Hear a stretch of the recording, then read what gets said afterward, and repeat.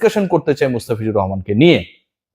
এই মুস্তাফিজকে নিয়ে আলোচনা যেটা আমরা করব সেটার পুরোটা জুড়েই আসলে অনেকগুলো প্রেক্ষাপট রয়েছে। আপকামিং বিপিএল এ রংপুরের হয়ে তিনি খেলবেন, রংপুর ডেফিনেটলি আমার কাছে মনে হয় যে ডিরেক্ট সাইনিং এর ক্ষেত্রে একটা দারুণ ছক্কা মেরেছেন মুস্তাফিজকে সাইন করে, এবং সেই মুস্তাফিজ কিন্তু আইএল টি20 এই মুহূর্তে সেকেন্ড হাইস্ট উইকেট টেকার। এরপর যে ঘটনাটা ঘটেছে আমরা খেয়াল করেছি, মুস্তাফিজুর রহমান কলকাতা নাইট রাইডার্সের নকরে 20 লাখ টাকা, প্রায় 12.5 কোটি টাকা বাংলা টাকায় যদি হিসাব করি, সেই অর্থে হচ্ছে খেলতে যাচ্ছেন পরের আইপিএল এ, এবং সেখানটায় তিনি মোটামুটি 3টা ম্যাচ মিস করবেন, বাট সুস্থ থাকলে এবং তিনি যদি কনফার্ম থাকেন 11-এ সব ম্যাচগুলো খেলবেন। কিন্তু তার আগে আইএল টি20 যা করছেন এক কথায় অতি মানবীয়। এই মুহূর্তে তিনি 6ষ্ঠ ম্যাচ খেলতে নেমেছেন, এই ম্যাচে তার আসলে রোলটা তিনি শেষও করে ফেলেছেন, এবং 6ষ্ঠ ম্যাচে তার উইকেট সংখ্যা 14, এবং এই 14টা উইকেট যে মুস্তাফিজ পেয়েছেন তিনি, যদি আমরা পুরো ট্যালিটা দেখার চেষ্টা করি, টপ চার্ট দেখার চেষ্টা করি, 2 নম্বরে রয়েছেন। যিনি টপে রয়েছেন তার থেকে একমাত্র উইকেটের সংখ্যায় বেশি, এবং তিনি একটা ম্যাচ বেশি খেলেছেন। মুস্তাফিজুর রহমান আজকের ম্যাচে যেটা করে দেখিয়েছেন অতি মানবীয়, কারণ আপনি 1 ওভারে একবার 3 উইকেট পেতে পারেন। টি20 কথা বলছি, কিন্তু it's not about the 50 ওভার্স cricket, যেখানে একজন বোলার 10 ওভার বল করার সুযোগ পেয়ে থাকেন। Only 4 overs you are having. আপনি একই লিগে, কম্পিটিটিভ লিগ, ইন্টারন্যাশনাল টি20 লিগ, আইএল টি20 যেটা দুবাইতে চলছে, সেখানটায় তিনি দ্বিতীয়বারের মতো একই ওভারে 3 উইকেট পেয়েছেন, over hat-trick again by the Fitch. এবং এদিন যেই কাজটা তিনি করেছেন, টপ 2 জন রান স্কোরার প্রতিপক্ষের যারা ছিলেন তাদেরকে তিনি ফিরিয়েছেন, তাদেরকে ফিরিয়ে যে স্কোরটা হওয়ার কথা ছিল প্রতিপক্ষের, সেই স্কোরের মেরুদণ্ডটা আলটিমেটলি মুস্তাফিজুর রহমান তার ভেলকিতে ভেঙে দিয়েছেন। ভিন্স এবং ওমরজয় যে পার্টনারশিপটা, সেই পার্টনারশিপটা জমে উঠেছিল। মনে করা হচ্ছিল যে এই পার্টনারশিপটা যদি আরো 3-4 ওভার স্টে করে, দেন মুস্তাফিজের দলের টার্গেটটা হতে পারে প্রায় 250-র কাছাকাছি। কিন্তু শেষ পর্যন্ত আমরা সেই জায়গায় একটা অসাধারণ ওভার দেখলাম বাই ফিচ। প্রথমে তিনি ভিন্সকে আউট করেছেন, দুজনকে ফেরানোর যে কাজটা তিনি করতে গেলেন, সেই কাজে মুস্তাফিজুর রহমানের ভিন্সকে যে আউট করলেন, যে এজটা হয়েছে সেটা তিনি টের পান নাই, আম্পায়ার এবং কিপার টের পেয়েছে, ফিচ টের পাননি। আপনারা যদি ওই আইএল টি20-র পেজে গিয়ে দেখেন তাহলে অনেকটা সেই ব্যাপারটা লাগবে যে এত বড় এজ কিন্তু মুস্তা কেন টের পেলেন না, মুস্তাফিজও টের পাননি। নিজের বল নিয়েই মুস্তাফিজ নিজে কতটা ক্যারিশমেটিক যে নিজেও টের পান না আসলে কতটা জাদু করেন।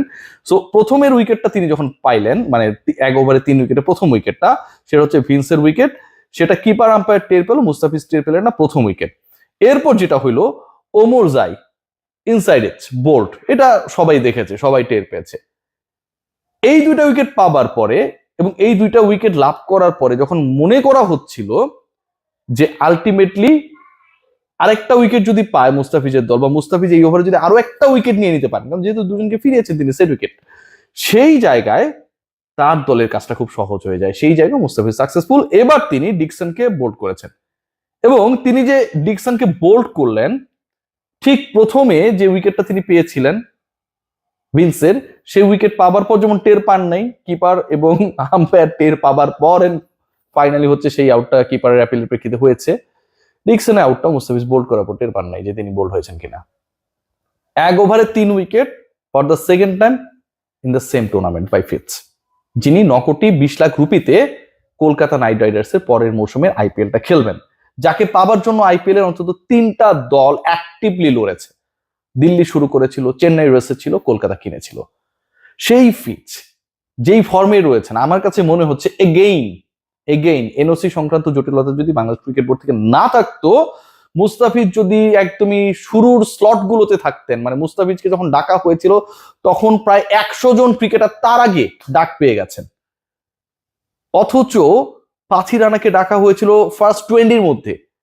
মুস্তাফিজ যদি আরেকটু আগে কল হতেন তাহলে তার প্রাইসটা 15 crore যে হতো, এটা নিয়ে আই ডোন্ট থিঙ্ক সো যে খুব বেশি ডাউট থাকতো। এবং একই সাথে আজকের এই পারফরমেন্সটা চোখে আঙ্গুল দিয়ে আরেকটা ব্যাপার দেখিয়ে দেয়, those people who are thinking that Pathirana is the confirm part of the 11 of Kolkata knight riders, যদি পাথি রানা অ্যাবসেন্ট থাকেন, ইনজুর্ড থাকেন, আউট অফ ফর্ম থাকেন, then Mustafiz will be picked there to be the part of the 11, definitely not.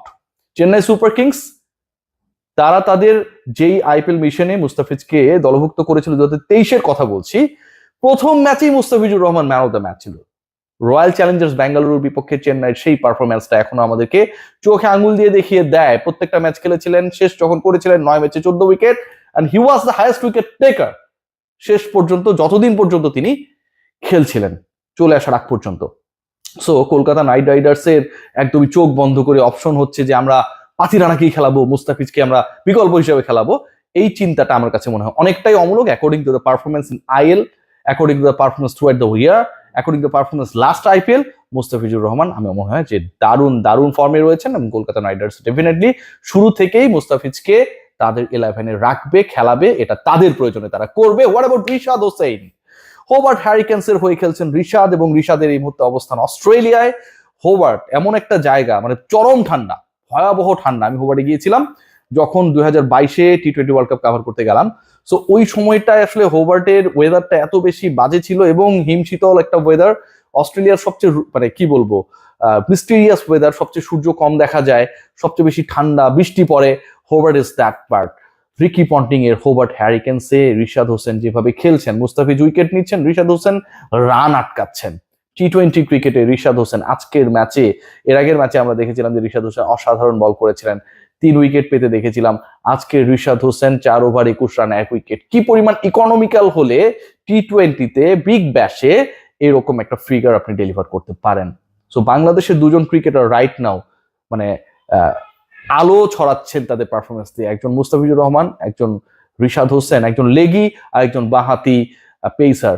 তবে তাসকিন আহমেদকে ভুললেও চলবে না, তিনিও কিন্তু আইএল টি20-তে তার লাস্ট ম্যাচে 3 উইকেট ক্র্যাক করেছিলেন, যদিও তার দল মুস্তাফিজের দলের বিপক্ষে খুব একটা ভালো করতে পারেনি। সবাই ভালো থাকবেন, টেক গ্রেট কেয়ার। ডিসকাশন নিয়ে নিশ্চয়ই আবারও হাজির হবো আপনাদের সামনে। মাঝখানে একটু ব্রেক নিয়েছিলাম, শরীর ভালো ছিল না, সেই কারণে টেক গ্রেট কেয়ার।